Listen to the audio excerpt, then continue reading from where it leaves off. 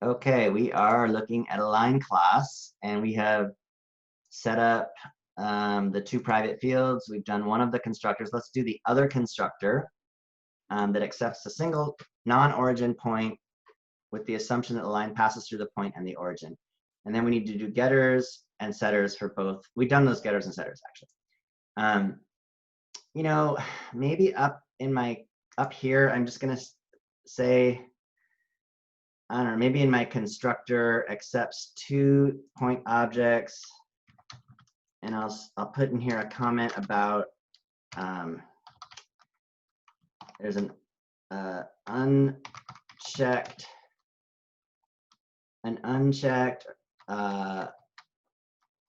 requirement that the points be different. So that is a note to myself, really, the coder or the next coder who comes along, that we could right now create a line where the 2 points are equal, and that doesn't really define a line. That just defines another point, So that's a weird thing to sort of deal with, and we're not going to deal with it. Okay, but we do want another constructor, so I'm going to put it below this one. And the way we create another constructor is we just, again, it's public line, and if it had parameters, well, it does. It has a single point parameter. So you could just say point P instead of P1. You only need P1 and P2 is if you have 2 points. And then we'll say this dot P1 is equal to, so I want this to be the origin, and I have, I don't even have to say this dot P1. I can just say P1 equals, gosh, you know what I just realized is that the same problem from the last video, if you change your points over in, if you change your points over in the client, you're going to lose your original points in the line. So actually, for our constructors, we actually need to do the same thing, where we do the p1.setX, p.getX. We need this same similar code up in this constructor here. So I need to do this .p1.setX, and then I'm going to put in p1.getX for the x coordinate of p1, and I need to do the same thing for the y coordinate, p1.setY, and I need to do p1.getY. You can feel that getting a little confusing, so maybe I'll just hit a return there so we can see that it's P1 is done. And now for P2, hang on one second. Okay, so P2.setX, and we're setting it to P2.getX. And again, we're doing this so that if the original point back in the client changes, I don't want that to change my line. I'm setting up a line object to be separate from that point. But because these are objects, I need to access their fields, like we're doing here, set Y, and then set them, get them, and set them. I would not need to do this with primitives. Okay, so that's going to set my constructor, and now if I change the incoming points back in the client, it is not going to change my line. We could check that in a minute. So same thing, what I want to do is I want to create a new point here, the 0, 0, the origin point. So I want to say point P1 equals, let's call it, yeah, P1. P1 equals new point, sending it 0 and 0. So that's going to create the origin. And then I want to call this sending it P1 and P, where this is referring back to the previous constructor. No, I don't want to do that.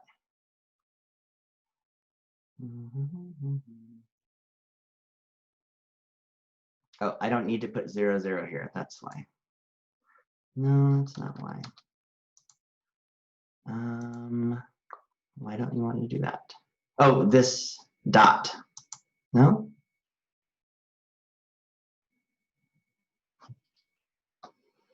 Must be the first statement in a constructor. Oh, okay.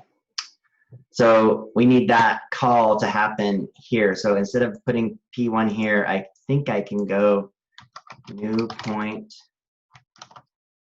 and not have this P1. It wants that. So this call to the other constructor has to be the first line in the second constructor. So I have to do that initiation point. So that point is the default point, is the origin.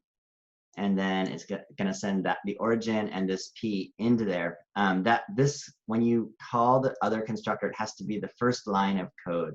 So that's what that error message was telling me. Again, that's this little syntactical thing that we forget when we're not doing a ton of this stuff. Okay, so that's our second constructor. Guess we should check it. So that would be creating a new line here. Line 2 equals new line, and send it a single point. So let's send the point -8, 8. And then let's, nope, I need to send a point there. So I'll send new point -8, 8. So instead of creating a point there, I'll just send it in to the line. Okay, and then I want to copy this code out to print it. And we're going to do line 2 and line 2. We'll run it. And hopefully that's going to be a no error. Let's see. Java line 14.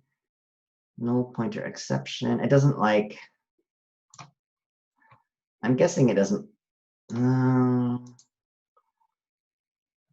let's see. This is what I get for coding at midnight. It's in the client on line 14. Line client Java 14, Java line 18. I think it's weird. Oh, this isn't the client. The client's over here. Line 14, line 18. I think it's not liking this. I didn't complain about that. Let's take it out of there. Let's call it P4. And above this, I'll create a new point. Point P4 equals new point -8, 8. No errors. Let's run it, see what happens. Line 18, line 14, null pointer exception.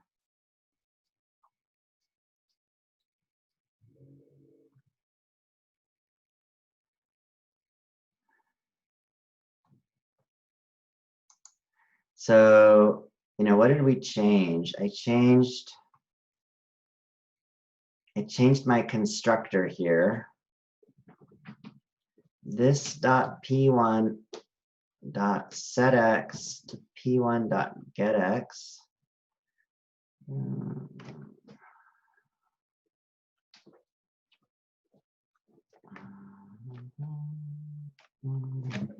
My cat's walking across. Hi. Oh, I want to go there. Sorry.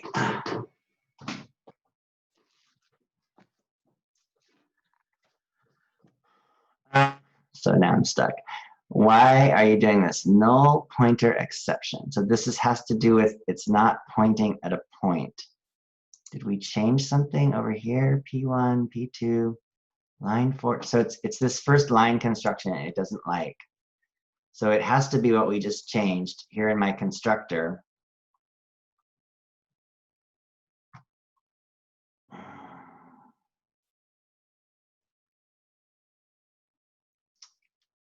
And I could just change it back for a minute and just see what happens. So I'm just going to go this dot p1 equals p1, and this dot p2 equals p2. That's what I changed. And I got into trouble because I created a bunch of other code without testing it. Okay, so then it works. Everything works there. And let's go back to the client and see what happens if we change that point. So if I change P1 here,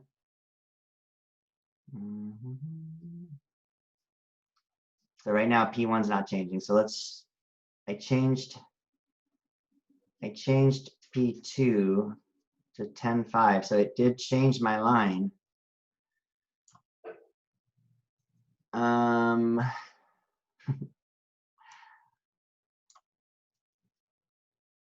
I'm going to be too tired to figure it out. So I know what's going on is that if my constructor has these point objects,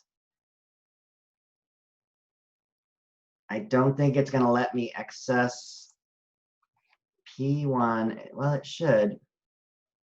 Dot set x, and then this should be P1 dot get x.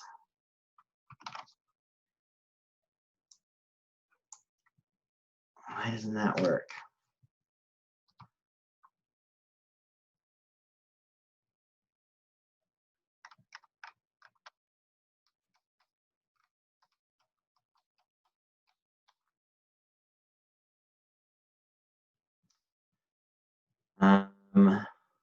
It doesn't work because I haven't created the point yet. So like, I mean, I know a workaround. A workaround is to do this. This P1 equals P1 like we just did.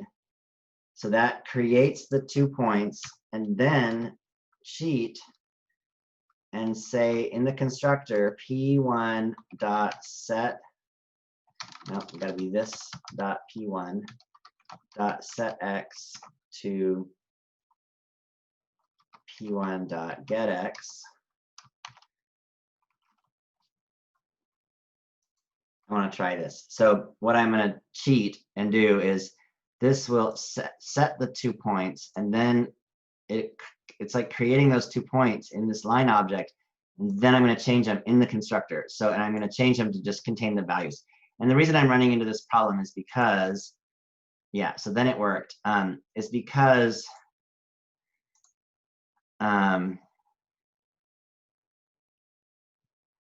I feel like it's still changing. P2 still changed.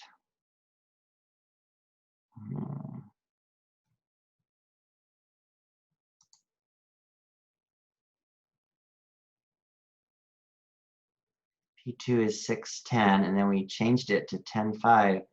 So P2,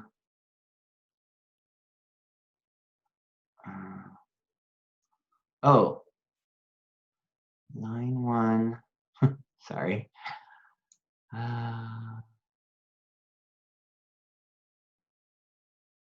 Dot get P2. This will be a lot easier with a Tostring method. So let's not worry about it yet.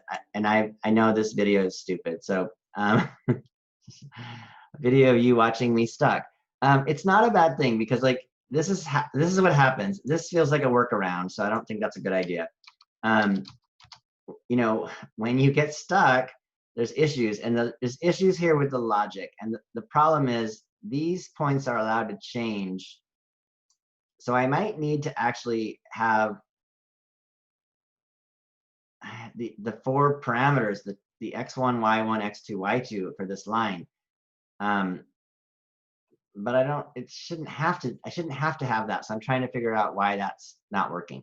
But in the meantime, let's do the Tostring method so that I don't have to so I can test it easier. So we're going to do public string Tostring. It doesn't have any parameters, and we're going to call on the point methods. We're going to return, so it's going to be p1.toString. That's a string, plus quote space and space. It's a string that needs parentheses after it, plus p2.toString.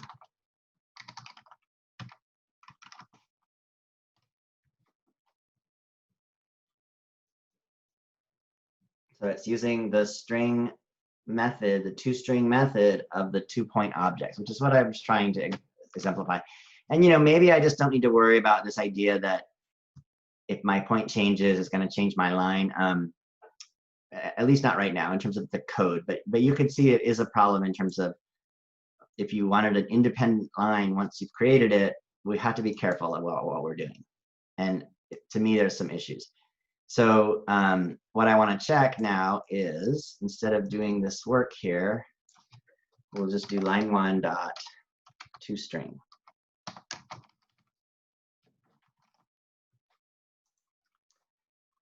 And maybe I just have too much. Let's do them both. We'll take this one and we'll make it's line 1 as well. So we'll just make it line1.toString. You can see in my printout that it's very easy to have a lot of testing going on and then lose track of what you're testing. And this is because I'm not next to these points that are printing down there. I'm not telling you why I'm printing them anymore. So this first one was the first line, and then we changed, we set P2 equal to P3, so we changed the second point to 10.5, and that changed my line. I don't know why I didn't catch it there. And then it did it again, and then we created the other line with the -8.8 as the single parameter. So if I run this one, actually I can do this last one, which is printing line 2. Line2.toString. I also think the problem I'm having, it's just too late for me to figure out what's going on in terms of the logic. I still have an error. What's my error? Why do I have an error in the client? There it is. System.out typo toString. Okay. And when you get tired, your brain sort of stops thinking logically. So my toString method is working well. Why is this guy printing twice in here? Oh, that's to show that so when I did the changing in my client where I changed the set back, it worked. I'm still frustrated that I can't do this. P1.setX.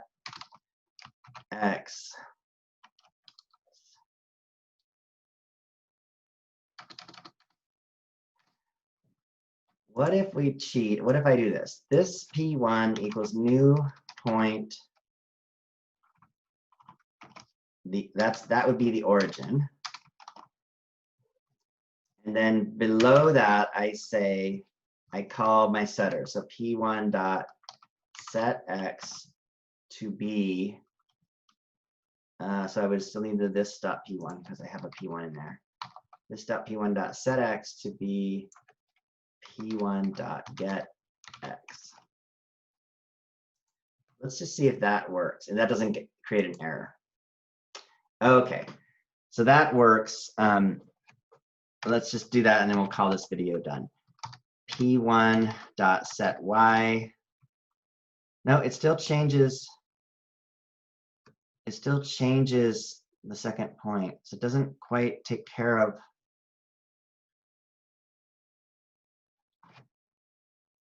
Weird. P1.getY. Let's run. Oh, because I didn't change P1 there. I changed P2. P2 changed from 610 to 10.5. So I have to have the same code for P2. So we're going to do P2 equals new point. This is setting it equal to an empty point to begin with. it doesn't want me to use these setters until after I have these points established. So that's why I think I'm getting that error. This is definitely a workaround. I'm hoping it's going to work, though. We could actually check this. So if I run this now, I should get a 6 there in my client instead of a 10. Maybe it's because I didn't save it. I don't know. Let me go back here. Let's do one more. p2.getx. This.p2.setY to p2.getY. Save this. Let's save it. Let's go back to my client. Let's run it.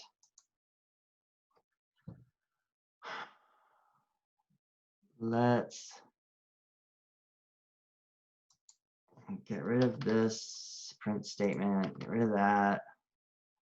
Get rid of that. See what's going on here.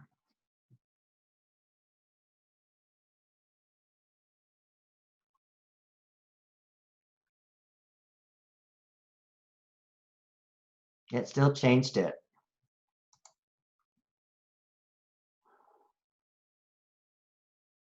Oh my gosh.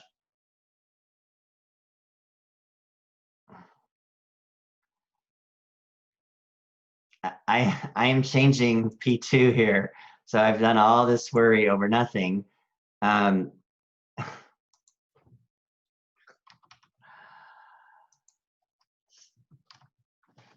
Stupid.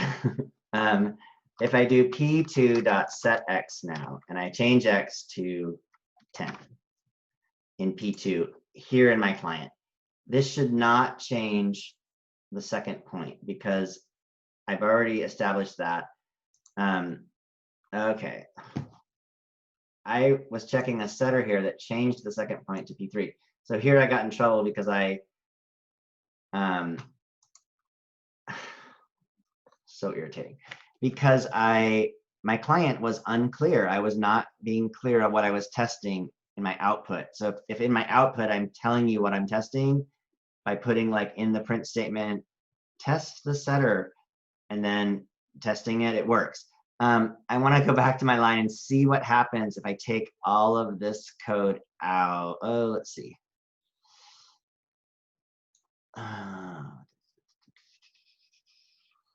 What if I just comment this code out? Just hand it by hand. So this dot p1 equals p1. Nothing should change in the client yet. And I want to go back there and I want to change this p1.setx to 10. So what I want to see is if this changes the first coordinate down here. I think it will. It did. So I don't want that to happen. If I change my points over here after I've got my lines, I would like my lines to stay as they are. So the way I do that is I go back here and I have this code in here that does this. And this is using setters to set the values in the points to the values in the points that are coming in as parameters. And this has to do with the fact that these are objects and they're private, and it still changed it here. Oh, that's because up here I said P1. So I have to say new point and then run it again. I'm also just tired. There we go. It did not change it now. So now the question is, do I need this code up there? And I think the answer is yes, because without it, we get an error. Yes. So those points have to first be created, the points P1 and P2, as objects, so they can point somewhere, and then I can put values in them. So the problem with what I was doing before was I was trying to put values in points that didn't exist yet. So this is kind of a workaround. What we could do is we could set up a line that, like a default line that a default constructor that uses the origin twice for both its points, and then I wouldn't need this code here. I could just have a this and then open and close. So let's do that. It seems so stupid. We'll have one more constructor, public line with no parameters. And it'll say, you know, P1 equals new point with no parameters. So that's the origin. And P2 equals new point with no parameters. And that's the origin. And then I can get rid of this code and I can just say this. And that's going to call that constructor, create the 2-point origins, and then this is going to change those X and Y values. And so when I run my client, yay, it works. And it doesn't move around when I move my X and Y of my P1s. And then let's see if the second constructor, no, that's fine. So now I could, yeah, I still need that point, yep.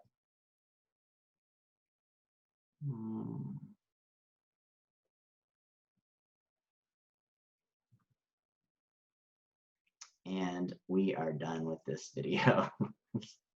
I don't know. Sorry about that. You know, I'll debate because my part of me will want to redo this video, but another part of me says, you know, this is what would happen in class if we were doing it. And even though it's a little frustrating and time consuming, the process of something not working out how you want it to work out is good because you get to see how that is worked through without sort of creating a massive amount of, you know, we don't want to create a ton of extra code. So I had to do this because of the way I don't want the points to change in the client. But you know, another way of doing that would just be to have these lines have 4 parameters: x1, x2, x1, x2, x3, x4, for each, you know, the x values for each point. But I think this works. All right.